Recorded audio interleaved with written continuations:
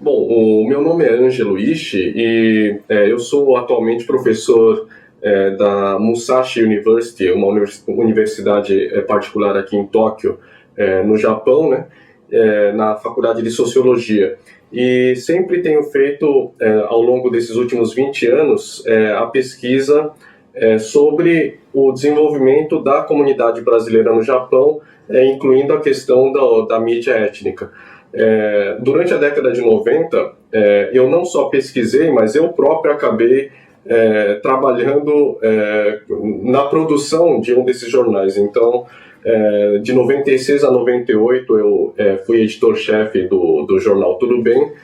Mais tarde, eu fui diretor de redação da revista Made in Japan. E mais recentemente, eu escrevo uma coluna quinzenal nessa revista para brasileiros no Japão de distribuição gratuita, que é a Alternativa, e tenho escrito vários artigos acadêmicos, sempre dando bastante enfoque para a importância da mídia para brasileiros aqui no Japão. Desde o ano passado também sou conselheiro titular do CRPE, na região 4, que é essa região que abrange o Japão, uma região grande, né? Ásia, África, Oceania e Oriente Médio. Bom, eu me orgulho de dizer que eu sou, com certeza, um dos primeiros ou o primeiro pesquisador sobre essa questão dos brasileiros no Japão que deu atenção para a importância da mídia comunitária, da mídia étnica, da mídia feita por brasileiros e para brasileiros aqui no Japão. Eu cheguei em 1990 para começar a minha pesquisa sobre a formação da comunidade e acompanhei desde o início todo esse processo de criação da imprensa, da mídia brasileira aqui no Japão. Por exemplo, no início, o que havia eram iniciativas, digamos assim, individuais de pessoas que queriam extravasar o que estavam sentindo, o que estavam passando. Então, por exemplo, o Mário Toma, ele foi um pioneiro, na minha opinião, nessa área, porque ele criou mangás, né, os desenhos em que ele retratava a realidade dele, enfim, as experiências dele aqui no Japão, de uma forma bem humorada, por exemplo, com o personagem dele, que era o Hiroshi Caipirinha, né, que Hiroshi é um nome japonês e Caipirinha, enfim, era um dos personagens que ele criou, retratando a experiência dos pioneiros decassegues, né, dos brasileiros que vieram trabalhar no Japão. E logo em 1991, 92, começam a surgir então iniciativas a nível empresarial, a nível profissional, vamos dizer assim, né, de criação de uma imprensa decassegue, uma imprensa étnica para brasileiros no Japão. E sobre isso eu escrevi um capítulo a respeito dos brasileiros no Japão, nesse livro que saiu em 1996 e que o título é nada menos que a mídia étnica em direção a um Japão multicultural. Ou seja, o início da década de 90, que esse livro saiu em 96, né? O início da década de 90 ele marcou um boom de criação de jornais, lançamento de jornais por estrangeiros residentes no Japão em várias línguas, né? Desde Tagalog para filipinos, em chinês, vários dialetos de chineses para as comunidades chinesas aqui no Japão, coreanos e, logicamente, um grupo forte que eram os brasileiros, ou seja, os brasileiros com a sua imprensa em língua portuguesa. E é quando surgem o pioneiro International Press, o jornal Tudo Bem,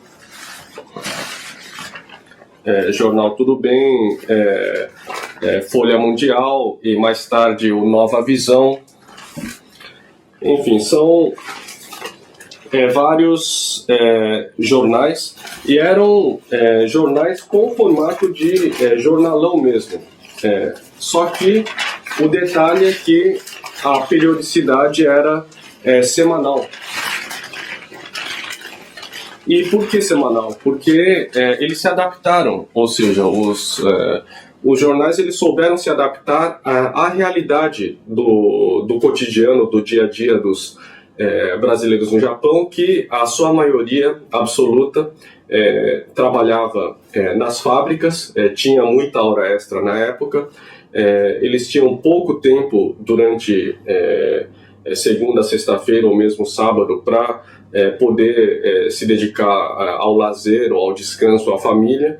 Então, quando que eles encontravam tempo para poder ler, para poder se informar, enfim, para poder se divertir com esses jornais, esses periódicos? Era justamente no fim de semana. Então, cientes disso, esses jornais eles tiveram essa periodicidade semanal como um padrão que acabou sendo seguido por todos os que entraram nesse mercado, né? Bom, então, e por que esses jornais eles assumiram esse formato de periodicidade semanal? Porque eles souberam rapidamente se adaptar à realidade do cotidiano, do dia a dia dos brasileiros aqui no Japão, que em sua absoluta maioria, como todo mundo sabe, eles vieram para ganhar dinheiro, para trabalhar principalmente em fábricas, né? Naquela época tinha muita hora extra, ou seja, o pessoal tinha pouquíssimo tempo durante a semana para poder se dedicar à família, se dedicar ao lazer e também ter um tempo para fazer uma simples leitura de jornal. Então, quando é que o pessoal encontrava tempo para fazer isso? Era justamente no fim de semana. Então, havia esse ciclo de vida, né, do cotidiano que uma vez por semana somente o pessoal tinha esse tempo para poder se informar e se divertir através da imprensa. Então, sabendo disso, eles adotaram esse formato semanal e que foi sendo seguido naturalmente como se fosse um padrão mesmo estabelecido por todos os concorrentes que foram entrando nesse mesmo mercado, né? Naquela época também surgiram publicações interessantes, como por exemplo páginas amarelas, ou seja, páginas amarelas de quê? É um guia telefônico e informativo do Japão. Isso aqui é um dos mais antigos, datado de 94 para 95, em que você encontrava como se fosse um guia de produtos e serviços para brasileiros que vivem aqui no Japão, né? Então, isso também eu considero como um dos exemplares de imprensa para brasileiros aqui no Japão, da mídia étnica. Inclusive até com o famoso Zico aparecendo em propaganda de companhia telefônica internacional, ligações baratas, Japão-Brasil, etc., né?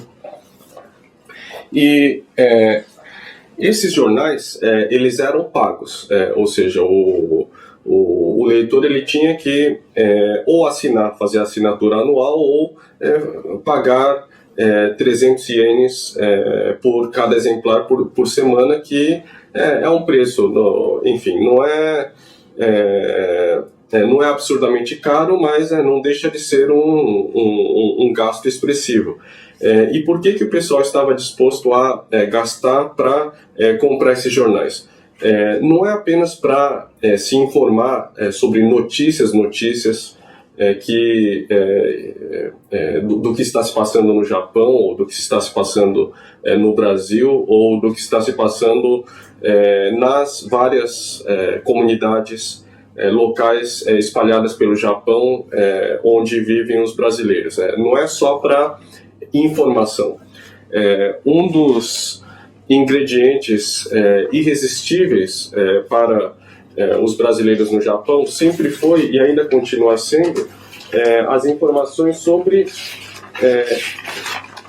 empregos, ou seja, anúncios de empregos. Então, os classificados, eles, apesar de serem, em tese, propaganda e não produto jornalístico, eles, não foi segredo para ninguém que o conteúdo desses classificados era uma das informações que mais os brasileiros procuravam em termos de conteúdo nesses jornais. E como que foi se desenvolvendo essa imprensa para brasileiros no Japão? E aí então, como que essa imprensa ela foi se desenvolvendo ao longo da década de 90? Então, nós temos essa fase inicial de jornais semanais pagos, ou seja, comprados, e ao mesmo tempo começam a surgir vários programas para brasileiros em língua portuguesa, ou às vezes bilíngue, português-japonês, em FM, rádios FM locais. Mais tarde, nós temos em 96 uma coisa que foi um marco na história da mídia étnica para brasileiros no Japão, que foi o lançamento de um canal de TV para brasileiros no Japão, que era a IPC, com programação direta ali do que é atualmente a chamada Globo Internacional. Mais tarde, na verdade, os anos 90 eles foram um período de tão expressiva expansão dos negócios e dos serviços para a comunidade brasileira como um todo, que não foi só a mídia sozinha, só a imprensa sozinha que ela se expandiu e se desenvolveu. Na verdade, foram todos os negócios para brasileiros que foram prosperando, não só porque aumentou o número de brasileiros no Japão, mas também porque foi aumentando o poder aquisitivo deles, e eles tinham na época um poder de compra realmente forte. Então, o que acontece? Você tem um momento em que tem uma diversidade inacreditável de publicações para brasileiros no Japão. Então, começa a surgir, por exemplo, publicações que eram específicas, por exemplo, somente para automóveis.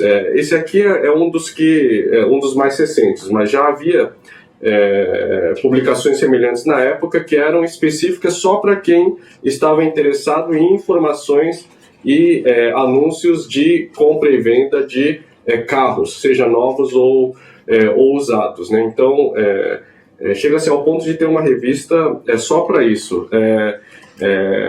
Houve também revistas eróticas, ou seja, revistas as chamadas revistas masculinas específicas, produzidas por e para brasileiros no Japão. Houve também publicações que eram dedicadas especificamente para a discussão da questão da educação dos brasileiros no Japão, e essas publicações, muitas também já se extinguiram, mas, por exemplo, ainda hoje existe uma revista dedicada a isso, que seria a revista Educando. Bom, e outro projeto editorial que merece menção e merece destaque é a revista mensal Made in Japan, que eu acredito que essa deve ser a mais conhecida mídia nascida no Japão, na comunidade brasileira no Japão, a mais conhecida pelo grande público no Brasil. Muitos de vocês devem ter visto essa revista nas bancas, inclusive de aeroportos de várias cidades do Brasil. E talvez muitos não saibam que essa revista ela nasceu com essa vocação de migração internacional. Por quê? Porque é uma revista que eu posso dizer com orgulho que eu fui um dos criadores e um dos mentores, e nós projetamos essa revista para que ela tivesse uma edição simultânea, uma venda simultânea com preços em ienes no Japão e com preços em reais no Brasil, o mesmo conteúdo, só que uma parte sendo impressa no Brasil para ser distribuída no Brasil e uma outra parte impressa no Japão para ser vendida e distribuída dentro do Japão, ou seja, no Japão visando os leitores, a comunidade brasileira no Japão. E no Brasil visando que tipo de leitor? Não só a comunidade nipo-brasileira, mas todo o público brasileiro potencialmente interessado em assuntos do Japão, incluindo os famosos animes, mangás e cosplays, etc. Bom, essa edição inaugural histórica da revista tinha, por exemplo, matérias em que a gente destacava o porquê que Tóquio, apesar de ser uma grande metrópole, ela consegue ser a mais segura ou uma das mais seguras do mundo, né, com pouca violência urbana. Falávamos de Oizumi, que é a famosa cidade verde e amarela do Japão, etc, etc, né? Então, quer dizer, houve também esse tipo de projeto bastante inovador, né? E que procurava fazer essa ponte, esse intercâmbio entre os dois países, que são Brasil e Japão, né? Bom, então, até agora eu fiz um retrospecto rápido da história da imprensa brasileira no Japão.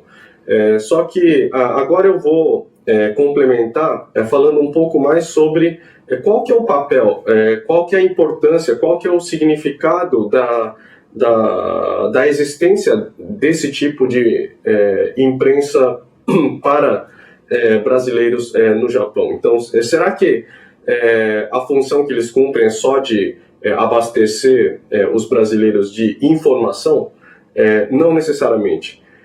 Por exemplo, uma iniciativa que eu achei bem interessante, isso ainda no início da década de 90, foi que o jornal International Press, ele editou em forma de livro as cartas, fez uma compilação, né, de algumas cartas enviadas pelos leitores para o jornal, dividiu por temas, né, e em cima desses temas, alguns autores eles foram convidados a colaborar escrevendo artigos para se pensar sobre esse tema. Então, por exemplo, eu fui convidado para escrever sobre a questão da saudade do imigrante que mora no exterior, da questão do preconceito.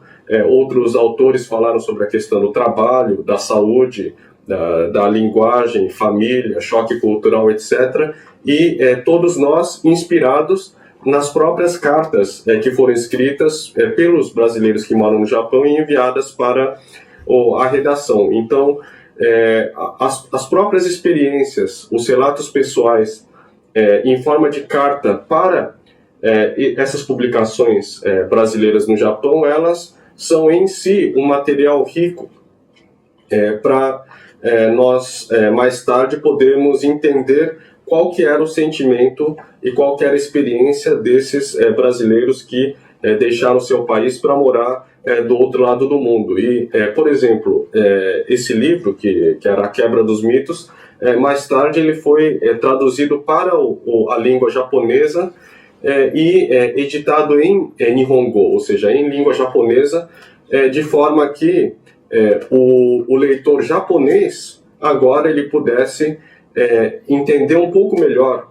através dos relatos das cartas desses leitores, né, qual que é o dilema, qual que é o conflito de identidade, quais são os choques que esses imigrantes eles sentiram ao escolher o Japão como a sua nova, vamos dizer assim, a sua nova terra para fazer a sua vida, né? Sobre essas questões, sobre a importância e o significado dessa imprensa brasileira no Japão, eu escrevi um artigo em inglês e também um outro em japonês, no qual eu destaco várias outras funções que essa imprensa ela cumpriu e vem cumprindo. Então, uma das funções é justamente a função de servir de um canal um canal de percepção das demandas e das reais necessidades desses brasileiros no Japão, porque a gente sabe que tanto as autoridades brasileiras como muitas autoridades do Japão, inclusive, elas estão sempre atentas ao que é publicado e ao que é veiculado nessa mídia étnica, nessa mídia para brasileiros do Japão. Então, através dessa mídia, as autoridades elas ficam mais atentas, elas ficam melhor abastecidas de informações para poder elaborar uma melhor política em relação a essas comunidades. Essa imprensa ela cumpre também uma função, não é simplesmente só lazer, entretenimento, mas elas servem inclusive de um canal para que os brasileiros residentes aqui no Japão, eles tenham aquele seu momento de autoexpressão, vamos dizer assim. Então, não só através de redação de cartas, mas também envio de fotos para a redação. Então, esses jornais e agora as revistas, eles sempre tiveram como um dos seus pontos fortes, que todo mundo quer ver, aquelas fotos em forma de coluna social, concursos, como por exemplo, sessões como Garota Tudo Bem, em que as mulheres também enviam as suas fotos para aparecerem nos jornais ou nas revistas, né? E os próprios jornais acabam, não só jornais, mas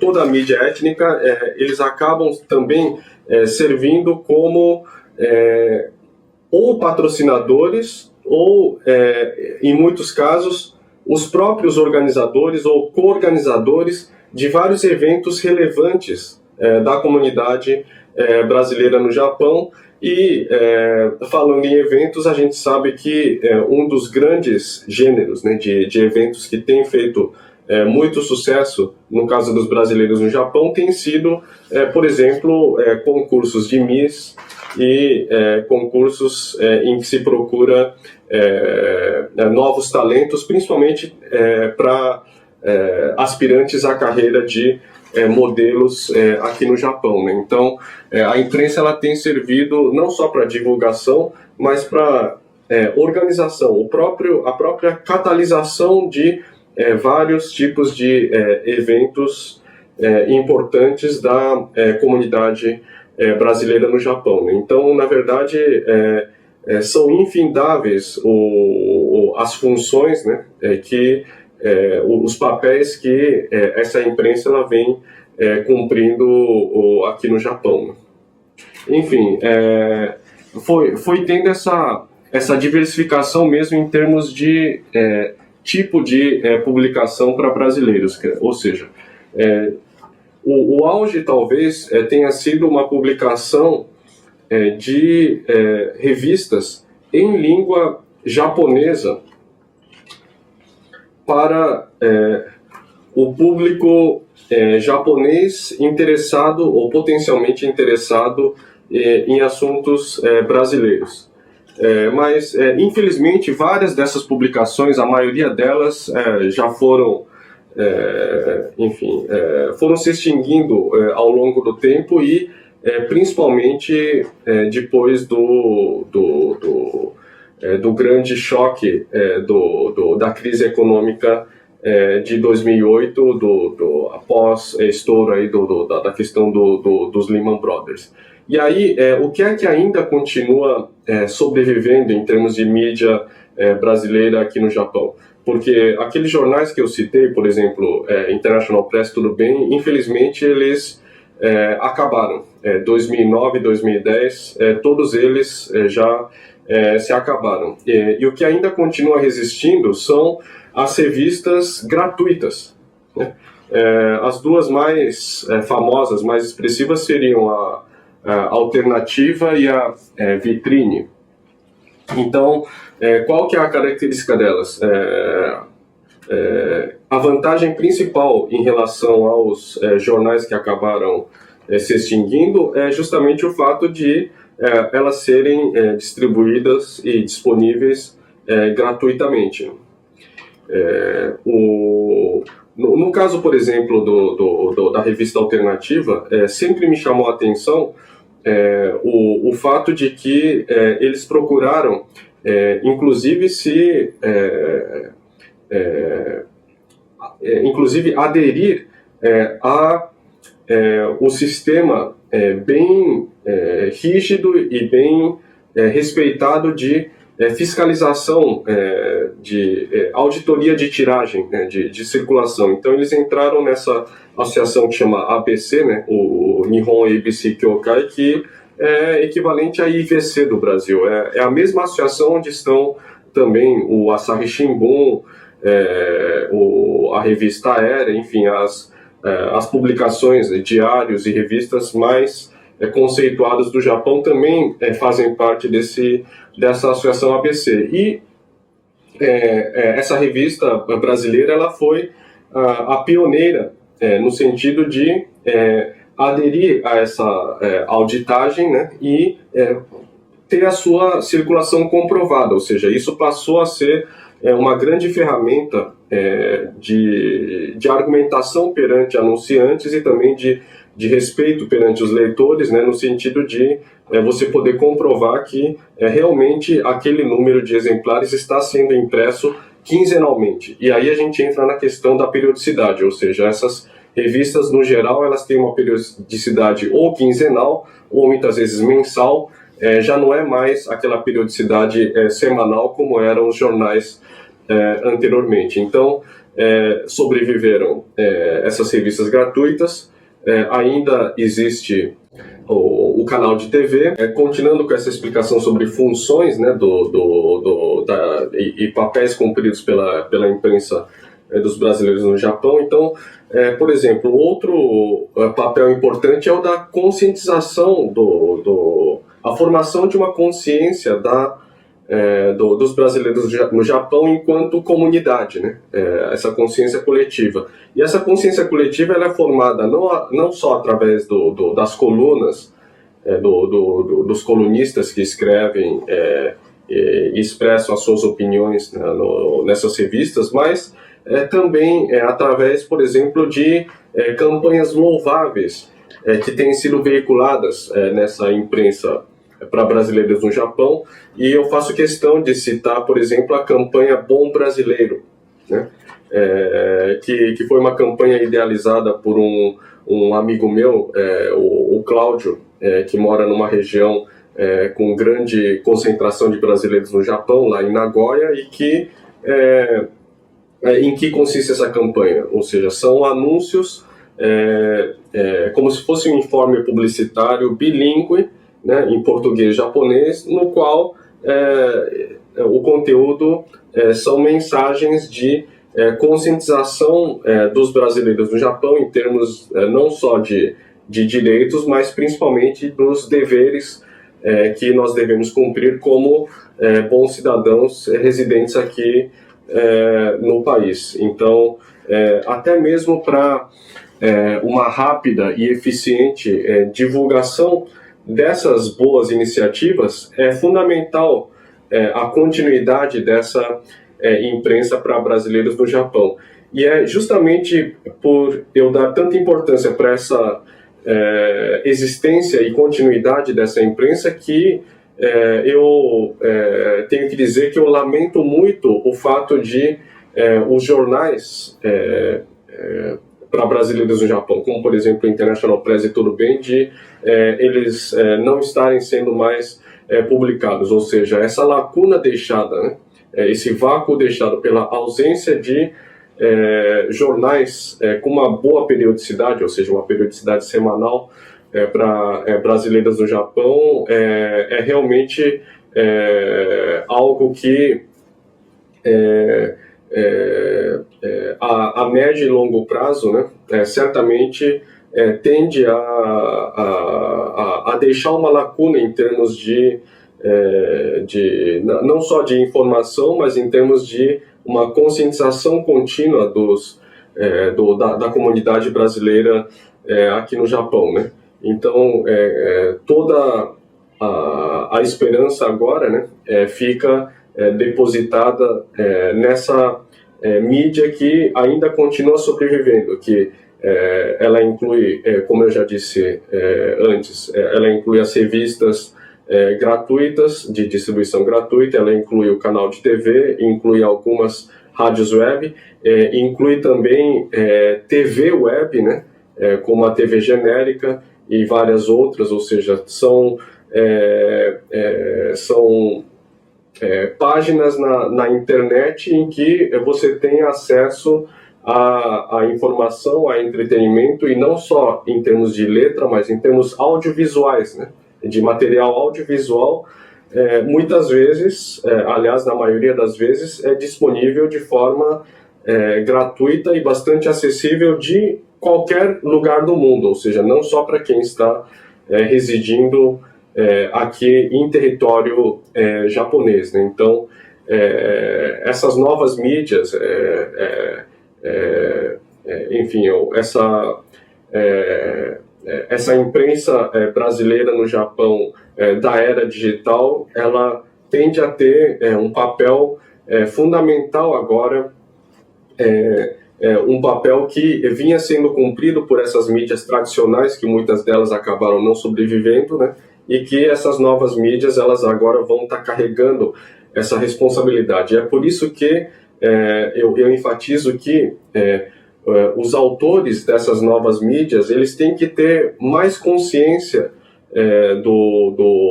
dessa importância que eles tendem a ocupar daqui para frente, ou seja, o conteúdo que eles produzem, o conteúdo que eles estão passando para esses potenciais leitores e espectadores, vamos dizer assim, né? As pessoas que estão acessando esse conteúdo, não só do Japão, mas de todas as partes do mundo, né? Então, quem está produzindo esse conteúdo, ele tem que ter consciência de que aquilo não é brincadeira, aquilo não é algo que simplesmente a pessoa pode escrever o que bem entende ou falar o que bem entende e simplesmente despejar aquilo que ele está pensando ou sentindo naquele momento, né? Quer dizer, tem que se pensar qual que é o efeito disso, qual que é o impacto que isso vai causar, né? Qual que é a influência que isso pode ter em termos de conscientização da comunidade brasileira no Japão. Basta se ver um certo pânico e uma grande desinformação que houve nesse período pós 11 de março, que é quando teve o terrível terremoto seguido de tsunami e seguido de ameaça nuclear aqui no Japão. Então, é uma ironia que, com todo esse desenvolvimento da tecnologia e toda essa aparente diversificação de vários tipos de mídias, às quais todo mundo, teoricamente, teria acesso, né? Na prática, o que é que se viu? O que se viu foi realmente, muitas vezes, uma enxurrada de informações, muitas vezes contraditórias, e que acabaram confundindo, acabaram atemorizando e acabaram, muitas vezes, deixando em pânico muitas pessoas que estavam não só morando no Japão, mas principalmente muitos familiares e amigos que estavam, a partir do Brasil, acessando esse conteúdo que estava sendo produzido e mandado daqui, né? Então, na verdade, o que se pôde ver nessa era pós-terremoto é uma reafirmação da importância que essa mídia comunitária ela tem nesses momentos cruciais. Então, isso me fez lembrar imediatamente 15 anos atrás, quando houve o terremoto de Kobe, em 1995, 96, quando houve o terremoto de Kobe, na região oeste do Japão, aquele grande terremoto que muitos devem se lembrar e que, naquela época, o que é que houve? Houve realmente uma grande falta de informação, houve, com certeza, também muito pânico entre os brasileiros que estavam no Japão e entre os familiares que estavam no Brasil, e foi um momento em que, justamente, as poucas mídias étnicas que existiam aqui no Japão, elas cumpriram um papel sensacional e ganharam um grande destaque na época. Por quê? Porque elas serviram para abastecer todas as autoridades e as grandes mídias de uma informação básica que ninguém tinha, que era, afinal de contas, quem é que está vivo e quem é que está realmente